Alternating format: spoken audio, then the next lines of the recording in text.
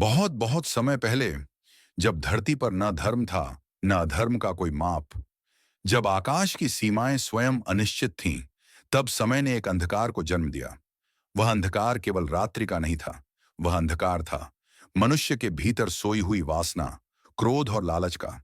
देवता मौन थे, ऋषि तप में लीन, और पृथ्वी की गोद में जन्म ले रहा था एक ऐसा अस्तित्व जो न देव था न दानव, पर दोनों से अधिक प्रबल।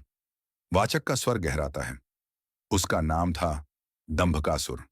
कहा जाता है, जब दंभ का संयोग शक्ति से होता है तो जन्म लेता है विनाश। और उसी क्षण ब्रह्मांड की रेखाएं कांप उठी। एक माता ने गर्भ से चीख लगाई, आकाश में बिजली कड़क उठी और धरती की नदियां उफान में बह चलीं। दंभकासुर का जन्म हुआ। उसकी आंखों में था प्रचंड अग्नि का तेज, और उसकी हृदय में देवताओं के प्रति गहरा क्रोध। दंभकासुर बढ़ता गया। बाल्यावस्था में ही उसके शरीर से ज्वालाएं फूटती थीं। उसकी हर सांस पर्वतों को हिला देती थी। कहा जाता है, एक बार उसने खेलते खेलते 7 पर्वतों को उठाकर आकाश में फेंक दिया, और जब वे धरती पर गिरे तो 7 झीलें बनी। देवता भयभीत होने लगे। इंद्रलोक में सभा बुलाई गई। देवगण बोले, यदि यह दैत्य बड़ा हुआ तो तीनों लोकों का संतुलन नष्ट हो जाएगा। इससे पहले कि वह पूर्ण बलवान हो, हमें इसका अंत करना होगा। परंतु तब ब्रह्मदेव ने कहा, यह कोई साधारण जीव नहीं, यह उसी दंभ का रूप है जो सृष्टि में व्याप्त है। जिसने इसे जन्म दिया है वही इसका अंत करेगा, कोई और नहीं। दंभकासुर को यह आभास था कि देवता उससे भयभीत हैं। उसके भीतर का अहंकार बढ़ने लगा। वह तप करने लगा, वर्षों तक। तप इतना प्रचंड था कि धरती की मिट्टी काली पड़ गई। ब्रह्मा प्रकट हुए और बोले, वर मांगो दंभकासुर। दंभकासुर ने कहा, मुझे वर दो कि कोई देवता, कोई दानव, कोई राक्षस मुझे न मार सके। केवल मानव ही मेरा अंत कर सके, और वह भी जब मैं चाहूं। ब्रह्मा मुस्कुराए बोले, तथास्तु। उस दिन से दंभकासुर का आतंक प्रारंभ हुआ। धरती पर तांडव मच गया। गांव जल गए, नदियां सूख गईं, वनों में पक्षी मौन हो गए। दंभकासुर के चरण जहां पड़ते वहां भूमि राख बन जाती। इंद्रलोक की गद्दी कांप उठी। देवगण बार बार विष्णु से प्रार्थना करने लगे, हे नारायण, हे पालक, धरती त्राही त्राही कर रही है, कृपा कर समाधान दो। विष्णु ने आंखें खोली और बोले, हर युग में अधर्म बढ़ेगा, और हर बार उसका अंत एक मानव करेगा जिसमें धर्म का दीप अभी भी जलता है। देवताओं ने पूछा, वह मानव कौन होगा? विष्णु बोले, वह जो उज्जैन की धरती पर जन्मा है। राजाओं में धर्म सिंह, बुद्धिमानों में अग्रज। वह राजा विक्रमादित्य। उज्जैन, जहां ज्ञान और शक्ति का संगम था, जहां साधु संत दिन रात ध्यान में लीन रहते थे, जहां राजा विक्रमादित्य राज्य करते थे, न्यायप्रिय, सत्यनिष्ठ और धर्मरक्षक। उनके शासन में किसी को भय नहीं था। प्रजा सुखी थी, और मंदिरों में आरती की गूंज हर दिशा में फैलती थी। परंतु वह शांति अधिक दिन न टिक सकी। एक रात्रि आकाश में रक्तिम अग्नि दिखाई दी। पंडित बोले, यह अपशकुन है। बच्चे रोने लगे, गायें विलाप करने लगीं। विक्रमादित्य ने सभा बुलाई। हे राजन, एक ज्योतिषी बोला, पृथ्वी पर एक दैत्य उत्पन्न हुआ है, दंभकासुर। वह जल्द ही उज्जैन की ओर बढ़ रहा है। राजा विक्रमादित्य ने अपनी तलवार उठाई। वह शांत स्वर में बोले, जब तक मैं जीवित हूं, धर्म की नींव नहीं हिलेगी। अगली भोर राजा विक्रमादित्य नदी तट पर पहुंचे। वहां एक वृद्ध साधु तपस्या में लीन थे। राजा ने प्रणाम किया और कहा, गुरुदेव, मैं धर्म की रक्षा के लिए मार्ग चाहता हूं। साधु ने नेत्र खोले, बोले, राजन, तुम्हारे भीतर वह शक्ति है जो देवताओं ने मानव को वरदान में दी थी। परंतु यह युद्ध केवल शस्त्रों से नहीं, अंतर के प्रकाश से जीता जाएगा। राजा ने प्रणाम किया। अग्नि के समक्ष खड़े होकर बोले, मैं विक्रमादित्य धर्म की शपथ लेता हूं, जब तक यह प्राण है, अधर्म का अंत करके रहूंगा। और उसी क्षण समय ने एक नई कथा को आकार देना शुरू किया। जहां एक ओर दंभकासुर का आतंक बढ़ रहा था, वहीं उज्जैन की मिट्टी पर एक राजा धर्म के लिए तैयार हो रहा था। राजा विक्रमादित्य ने उज्जैन लौटकर महल के द्वार बंद कर दिए। उन्होंने अपने राजसी वस्त्र उतार दिए और केवल एक साधारण वस्त्र धारण किया।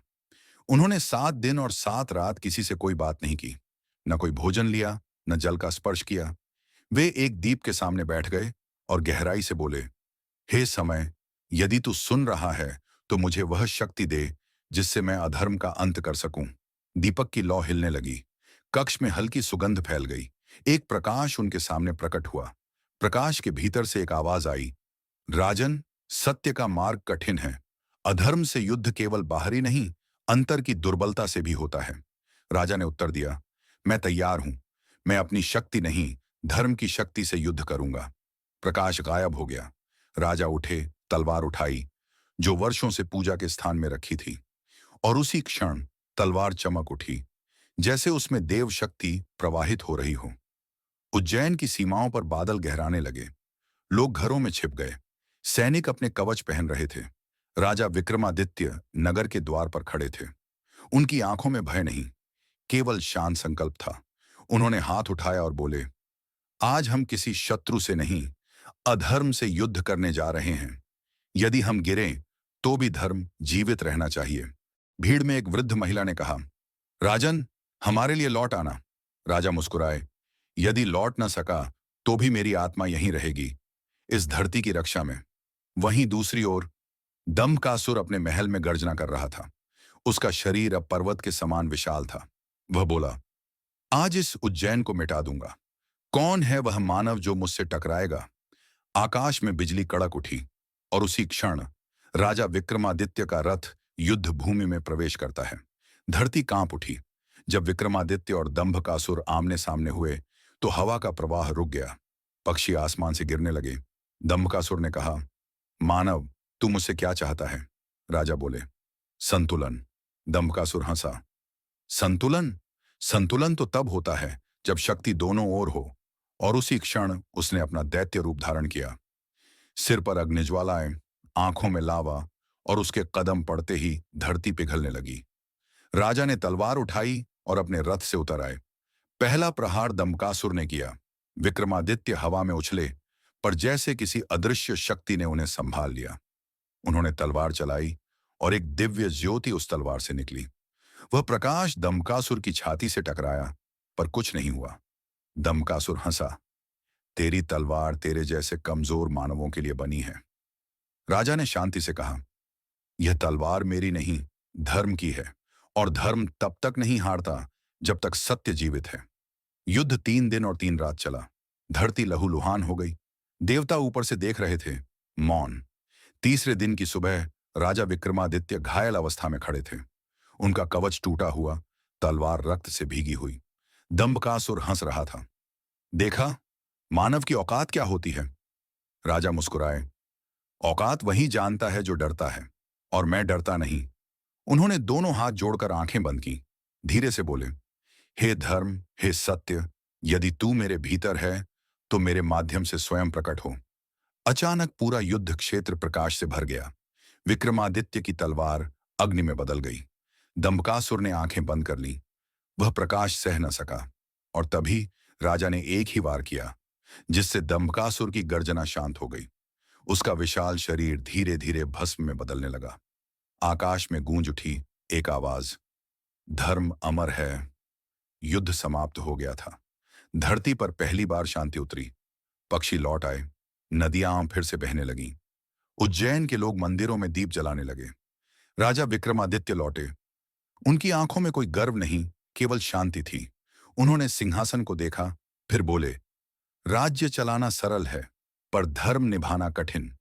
मैं केवल एक यंत्र था जिसे समय ने चलाया। देवताओं ने स्वर्ग से पुष्प वर्षा की। विष्णु प्रकट हुए और बोले, राजन, तूने वह किया जो देवता भी न कर सके। तूने यह सिद्ध किया कि धर्म का प्रकाश मानव में ही बसता है। राजा ने नम्रता से कहा, मैंने कुछ नहीं किया प्रभु, सिर्फ वही किया जो करना था। और इसी तरह अधर्म के अंत और धर्म की पुनर्स्थापना की यह कथा समय के पृष्ठों पर अमर हो गई। कहा जाता है, जब भी संसार में दंभ बढ़ता है, कहीं न कहीं कोई विक्रमादित्य फिर जन्म लेता है, क्योंकि धर्म कभी मरता नहीं।